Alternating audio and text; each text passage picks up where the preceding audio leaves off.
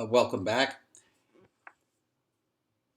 This week's module is on ancient Greece, and I have divided the subject matter into three very brief lectures. The first one will be this one on early Greece, then the next will be on classical Greece, and then the third one will be on Greek philosophy.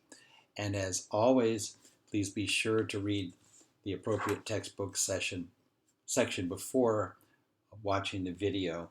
And then following each lecture, you need to watch the short videos in the module as well as a couple of readings on ancient Greece. So just to start off, let's look at where we've been. We discussed earlier Mesopotamia, the summer civilization, the beginning of writing, and then we moved to ancient Egypt in the previous lecture, and now we'll be moving to ancient Greece in the upper left-hand corner of this map. And then following this module, we'll spend quite a bit of time looking at ancient Rome. Now, the first thing you'll notice about ancient Greece in this more detailed map is that it's surrounded by water. There are quite a number of islands, which makes it so different from our last module on ancient Egypt. And in addition, it's very mountainous. You can see on this map the shaded areas; those represent mountainous areas. Now, I've circled in red several of the places we'll be talking about extensively. In the upper right-hand corner is Troy, which the Persians controlled, and we'll talk about that in a minute. You'll see in the north of the Greek peninsula, Mount Olympus. This is where the most important Greek god Zeus lived. Then below that, you can see Olympia. That is where, of course, the Olympic Games were first held, and I'll be talking about the Olympic Games in more detail in a minute. And the ancient Greeks believed that Zeus came down from the mountain on Mount Olympus on a regular basis and went to Olympia, and that's why they started the Olympic Games there as a form of worship for him. Below, to the south of Olympia, we see Sparta, famous for its warriors. We'll be talking about Sparta in just a moment. And then finally, almost in the middle of this map, you see Athens. And right above Athens, to the north of Athens, the city of Marathon, which of course now means a long-distance race. And I'll be talking about that in more detail. Let's start off looking just very, very briefly at the Spartans. Now, the Spartans were known for their discipline and their military excellence, ruthless training, and it wasn't just training and strong men. They also developed a number of military formations and fighting techniques which made them outstanding warriors. Please read the brief reading of just a couple pages, 8 reasons why it wasn't easy being a Spartan, the rigorous lifestyle. Today, when you say someone has a Spartan lifestyle, it means you have relatively little food, you don't have a luxurious lifestyle, and you have rigorous discipline. And we'll see later in the course the medieval monks who modeled their life on such a Spartan lifestyle. Now, in many high schools, perhaps some of you went to high schools where the Spartans are the school mascot. And the reason they chose Spartans are 2 reasons. One is the ideal students in these schools will have the discipline of Spartans, and that means in academics, study hard.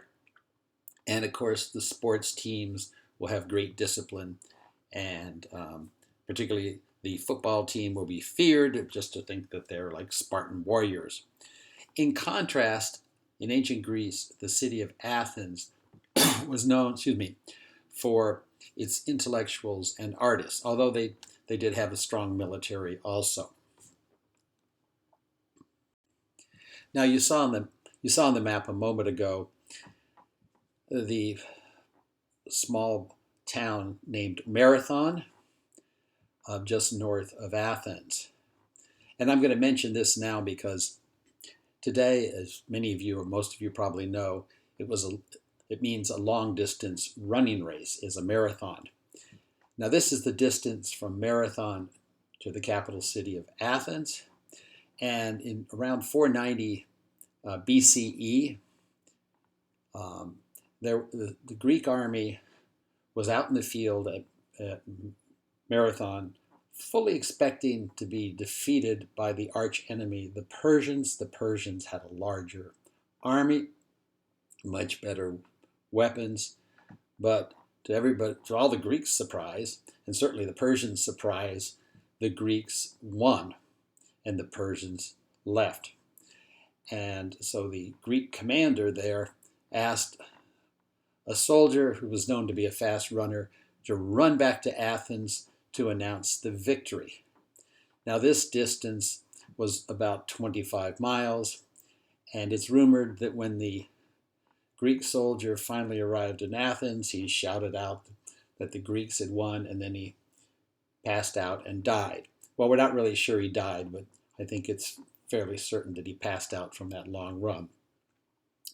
Nowadays, a marathon is a race of this distance. It was added to the Olympic Games when the ancient Greek Olympics were started again in 1896. And the distance today was changed from about 25 miles to 26 miles and 385 yards. And it's interesting, that was done in the 1908 Olympic Games held in London, because the Queen wanted to stand on her balcony and wave at the runners as they went by to wish them good luck with the run, particularly because the marathon is the last event in the Summer Olympics. Well, the event organizers explained to Her Majesty that the marathon route would not be passing the palace, and the Queen is reported to have said, perhaps you didn't understand, I wanted to stand on my balcony and wish good luck to the participants. Well, the Queen, being who the Queen was, particularly 100 years ago, they changed the route of the marathon race. To do so, they had to make it longer by about a mile. And so to this very day, that's why we have the rather strange distance of 26 miles and 385 yards. And the word marathon today also means a long, sustained effort. And you'll often hear people saying, well, I hope I hear you, some of you are doing this, oh, I'm going to have a marathon study session or a marathon work session. And marathon means something long. In fact, when NASA had sent the Mars rover to Mars, you recall that's that little amazing robot that travels around the Martian surface and sends back absolutely stunning photographs. In 1985, it explored the edge of a long valley that's about 25 or 26 miles long. And so NASA decided to name that valley Mars. And this is a photo from the NASA Mars rover of that valley. And if you look at a map of Mars, it will say Marathon Valley. Okay. Now, when we talked about Egypt, I stressed the importance of the geography, that the area is very flat, essentially desert except along the edge of the Nile, because as you recall, every year the Nile River floods, and that floodwater deposits very fertile silt along the edges. And the dry climate in Egypt, very, very low humidity, high heat, also has preserved the structures as well as the mummies and even bodies that were buried with very little or no mummification have survived. In contrast, when we look at Greece, when we looked at it in the map a few minutes ago, it's surrounded by water. In fact, there are a number of small islands, and it's very mountainous. This led to independent regional cities in Greece. Again, you'll recall in ancient Egypt, there was easy transportation up and down the Nile River, and that led to a very unified political empire and a very similar culture among all Egyptians. Just the opposite in Greece, because of the geography. The cities became, while all speaking the same language, they became somewhat autonomous. And so the social and cultural life was very fragmented in ancient Greece. I mean, Greece did come together on occasion, whether it was at the Olympic Games, which we'll talk about in a minute, or to fight the arch enemy, the Persians. But you ask people who, if you were to go back in a time machine and ask them, who are you? They're certainly not going to say, I'm Greek. They'd say, I'm Spartan, Athenian, or from some other city-state. Greece, because of the geography, also has very fine clay, which is used to make pottery, outstanding pottery. And what's well known are the vibrant reds and dark blacks in classical Greek pottery. And there's some good examples in your textbook. This is one of those examples. Here we have Greek soldiers. Their shields are behind them, and they're playing what appears to be some kind of game with dice.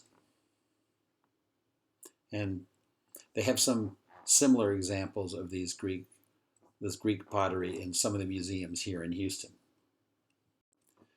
Now, these independent city-states were called polis in Greek, P-O-L-I-S. And people's greatest loyalty was to their polis, or city-state, not to Greece. And this was the center of all the life, philosophic, social, artistic, whatever.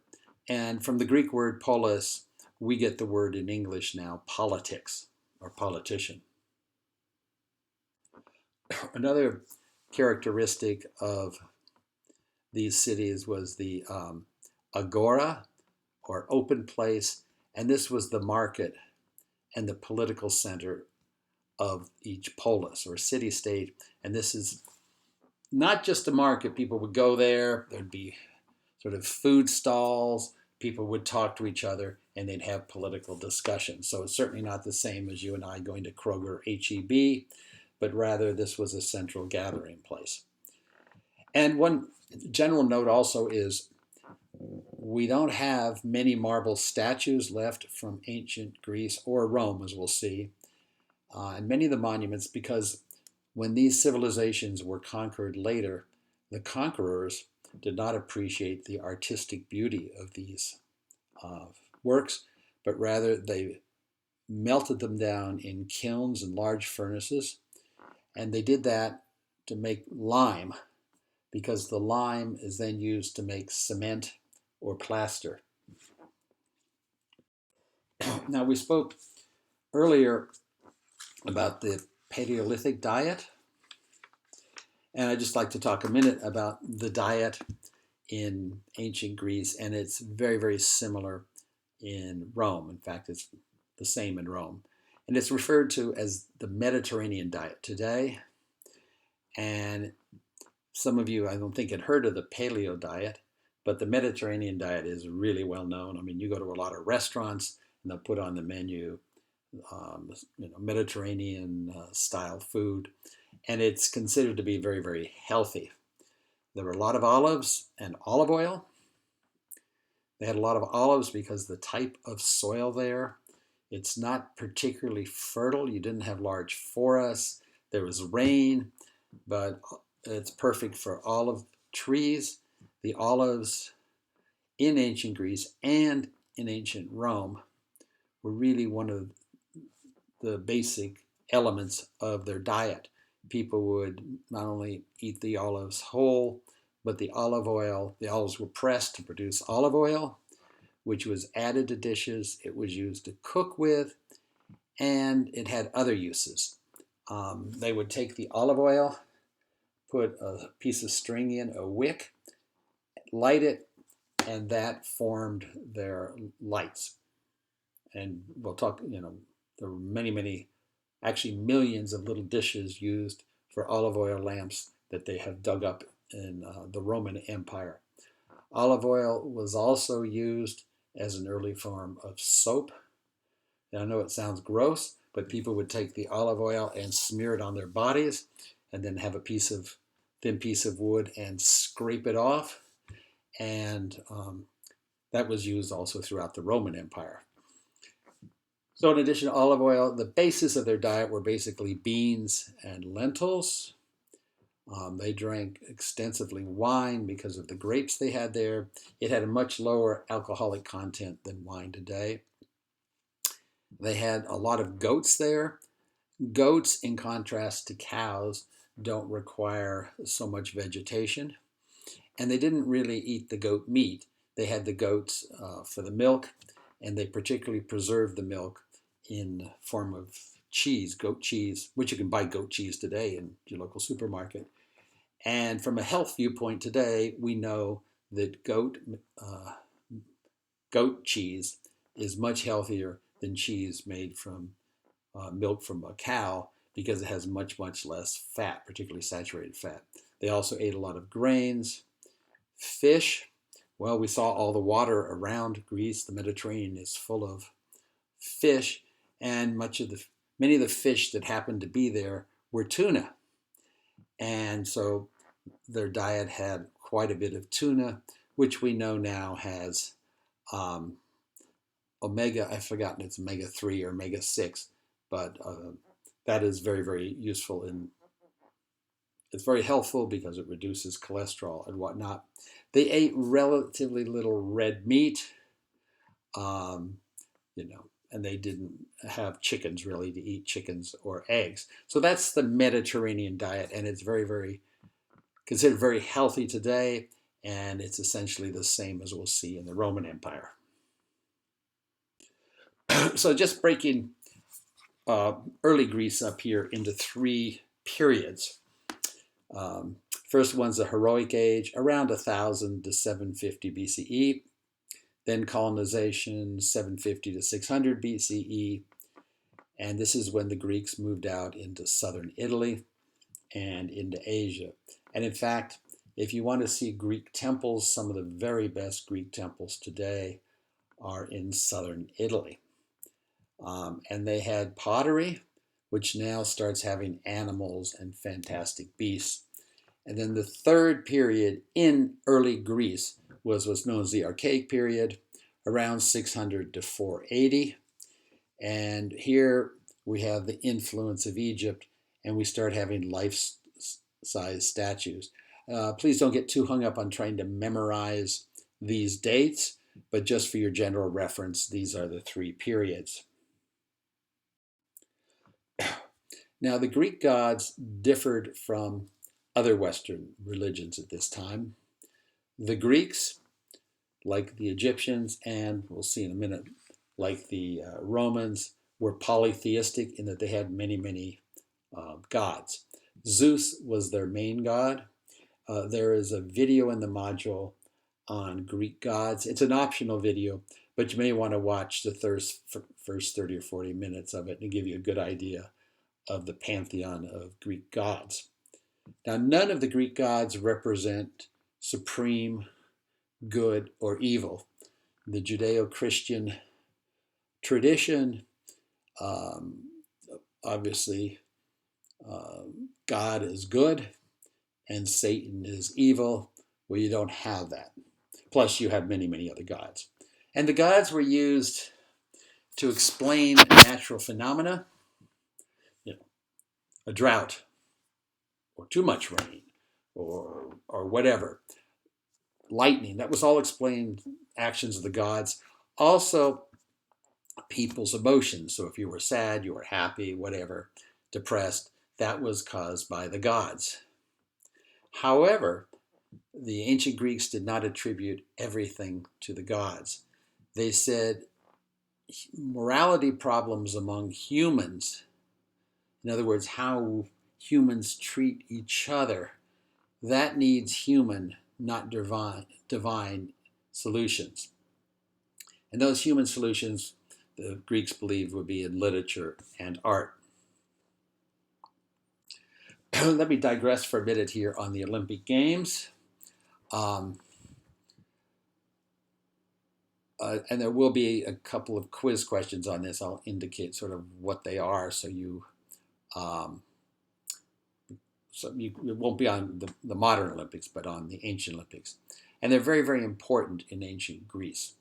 They were held every 4 years for 1,000 years. And they started way back in 776 BCE, and the last one was in 393 CE in the Common Era. So that's over 1,000 years. Be sure you know why the Greeks started the Olympic Games. They started them as a religious ceremony to honor Zeus, and the Olympic Games were held in the city of Olympia in southwestern Greece, as I mentioned at the beginning of this section.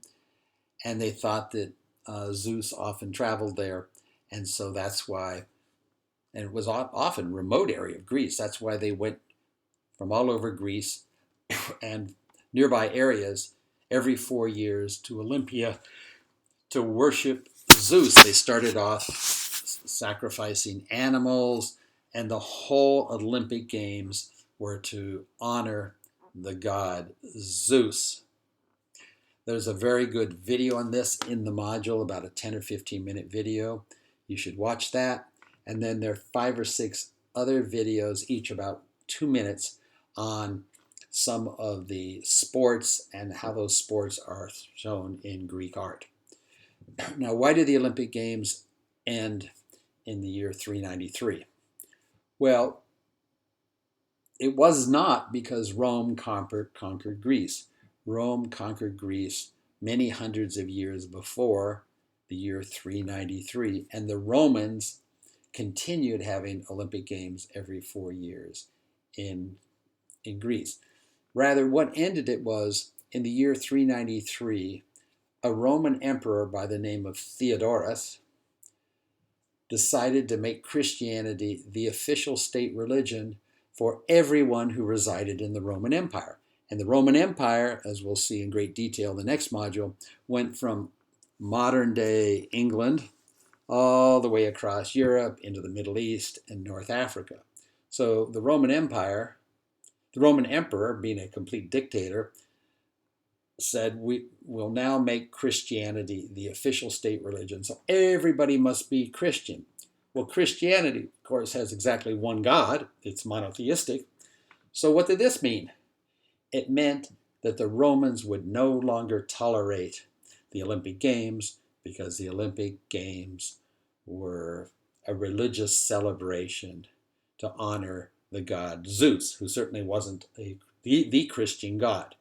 So be sure you know that the reason the Olympic Games ended was because Rome became Christian and would not tolerate a religious ceremony honoring a non-Christian god. Now in the module you'll see, getting a very good 10 or 15 minute video on the Olympics, and then you'll see some short ones showing Olympic events on pottery and whatnot. So the Olympics ended around the year 400 CE, and there were no Olympic Games until 1896, when some people got together and said, this is a good idea for countries to celebrate on the athletic field and hopefully not have wars. So they revived the Olympics and had the first one in 1,500 years in 1896 in Greece, in the city of Olympia. Okay. And the Olympic Games, of course, continued. The ancient Greeks, of course, only had what now we would call the Summer Olympics. because there was no snow there to really have Winter Olympics. And now, of course, we have Winter Olympics every 4 years also. Now the Olympics are named after the host city, the London Olympics, Tokyo Olympics, etc. But in ancient Greece, as you'll see in the video, they named the games, which were always held in the same city, after the winner of the first track event or foot race. And, and whatever his name was, they called the whole games that.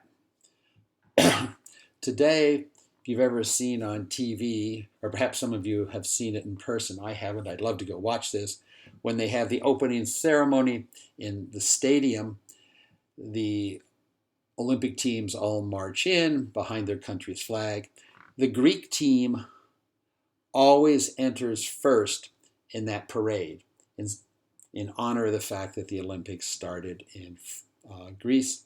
And then the other teams follow in alphabetical order, but not necessarily not in the English alphabet. So if the games are held, in France, it's the name of each country in French and then in alphabetical order. So sometimes when you're looking for it, you say, well, where's the United States? But it's always the Greek team come first. Just an interesting side note on this. In 1936, the Germans hosted the Olympic Games in Berlin. Now, if you recall your world history, by this time, the Nazi Adolf Hitler was in firm control of Germany and his Nazi party. He had already started persecuting the Jews. He hadn't sent them yet to concentration camps to try and kill them all, but there certainly was some racial discrimination. And many countries, including the United States, were considering not going to the Olympics for that reason, but they did go. So Hitler's goal was the whole world, not the whole world, but many countries and the media would go to Berlin to watch the Olympics. And he wanted, obviously, the German athletes to win. He wanted to showcase the Nazis, that in the middle of the worldwide recession in the 1930s, there was Berlin, a modern city with wonderful stadiums and whatnot. And he wanted to showcase the racial superiority of the Germans, or with the Aryan race that the Nazis thought that the Germans represented. Well, first thing they did was Hitler said, we want to use the Olympics to show that the Germans are unified with the ancient Greeks, the wisdom of the Greeks. So only in 1936 did they start the tradition they still have now, where weeks or months before the Olympic Games, someone starts running from Olympia, Greece, with a torch, a lit torch, and runs to, in this case, Berlin. And it's not one person. It's a great honor, apparently, to carry the Olympic torch, and so every couple miles they'll switch it. And obviously, if the games are in Japan or something, nobody's going to run across the ocean. They turn off the torch and take it in an airplane and then run. Well, so this was part of the strategy of Hitler to show that the German people were related to the ancient Greeks with all their wisdom. Well, it kind of backfired on Hitler because of the American runner Jesse Owens. Now here we have Jesse Owens in the center. This is after he won the gold medal in the long jump. He won 4 gold medals in total. That was by far the most at the games. And you can notice from the photo, he was black. This outraged Hitler. He was furious. Hitler said, well, it wouldn't have been that bad if it had been a white American, but a black American. I mean, because Hitler's and the Nazis were talking about the superiority of the whites. So here we have, you can see in the photo to the right of Jesse Owens in the photo, the number 2 athlete, the silver medalist, was a German. So while the American national anthem is playing and Jesse Owens is saluting, The German athlete is giving the Nazi salute. So, and Hitler refused to meet with Jesse Owens to congratulate him. Okay, now we'll go back to ancient Greece. So let's go way back in ancient Greece to Homer. I'm sure you've all heard of Homer. Well, historians are not even sure that he existed. He's considered the first figure in Western literature. And whether he existed or not, the stories attributed to him were passed down orally for many, many hundreds of years before they were written. And obviously, they may have changed slightly over those hundreds of years. His most famous work is the Iliad and the Odyssey. And the humans are in control of their destiny, not the gods. This is the thesis of the book. That humans themselves can take action, and this has consequences. And this is known, and we'll see this throughout the course, as the concept of human agency. Now, this is something we all take for granted. Yeah, I do something, I'm going to pay the consequences. But this was new because previously for every other society, it was everything was due to the gods. So, well, sorry, I killed someone, stole something. Well, I had no free will. It was the gods. Now people are saying in certain areas, humans themselves can take action and determine the concept. Human agency, the word agency in English, for instance, if you're going to buy a house and you hire a real estate agent, they are acting on your behalf. You give them agency. Now, this is the map we've seen several times, and I've circled here Troy and the Iliad and the Odyssey. You can read a short summary of the plot in the textbook. It was basically the Trojans, according to the Greeks, kidnapped a beautiful Greek princess. The Persians said it was voluntary that she fell in love with a Persian and went back to Troy. Well, whatever happened, the Greeks were outraged, so they all united, set off for Troy, defeated the Persians. That's the Iliad, and the Odyssey is Homer comes back with them. The Iliad and the Odyssey is of great importance, though, for the Greeks in establishing our identity. And, because again, they all thought of themselves as Spartans or Athenians, but this is really a fundamental text for the Greek people. Excuse me, allergies still here. Now, the art was mainly in pottery. As I mentioned, beginning of this class, they had a lot of fine sculpture. And at first, as far as we know, they had vases with geometric patterns. And then they started to have more realistic scenes. Here we have an early vase.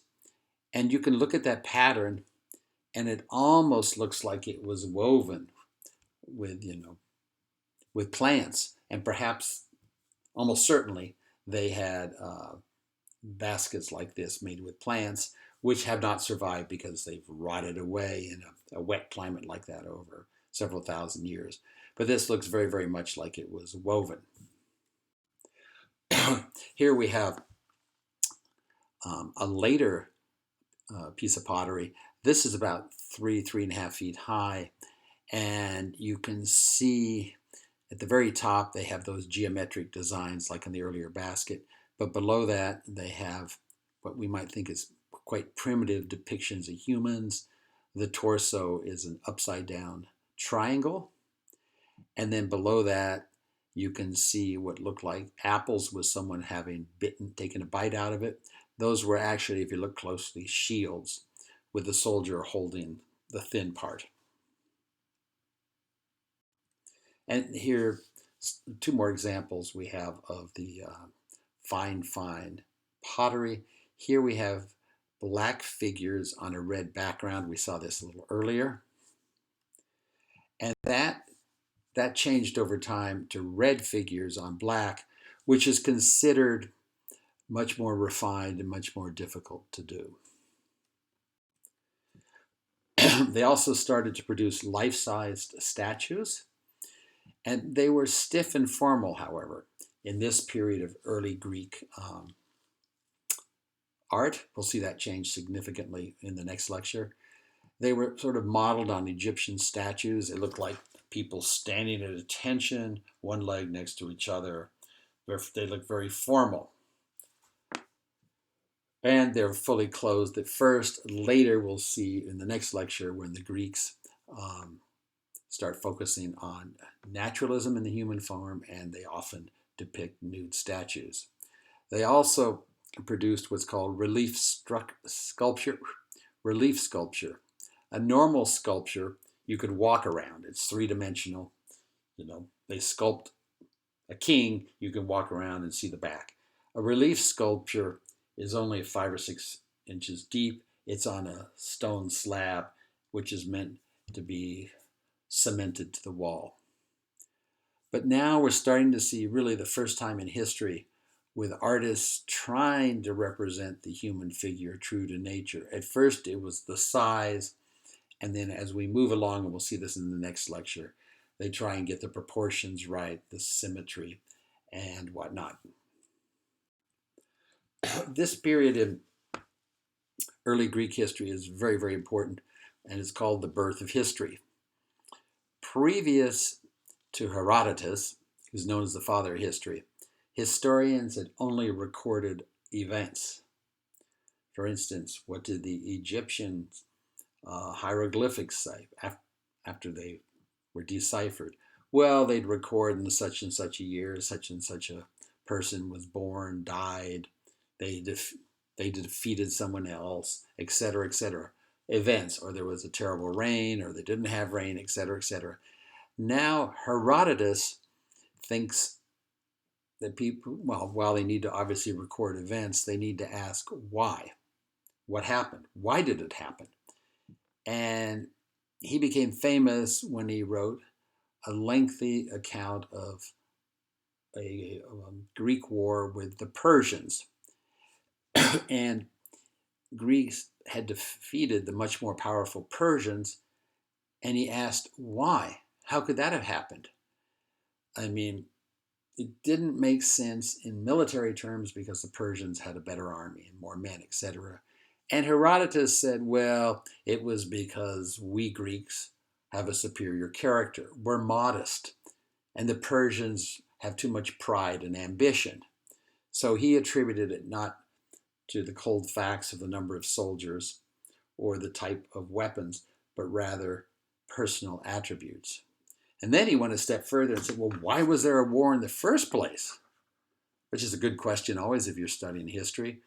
Why was there a World War II, World War I, Vietnam, etc., etc.? So he was the first person, believe it or not, to really ask such questions. One thing he believed strongly, and because historians don't believe this today, is you can only write history if you personally observe the events. Now, he went out and personally observed the war. He went out in the battlefield. Obviously, we wouldn't have much history today if we couldn't speak about it unless we'd been there. Now, the word historia in Greek means story. And that's what good history is, of course. It's a story, and Herodotus said such a story should explain why. And we're, of course, trying to do the same in this course, which is not a history course per se, but we're looking at a lot of historical developments through the lens of the humanities. Now, Greece's great victory against Persia led to what we'll talk about in the next lecture, is the classical or golden age of Greece. And this was by far the greatest period in ancient Greek history. Thank you.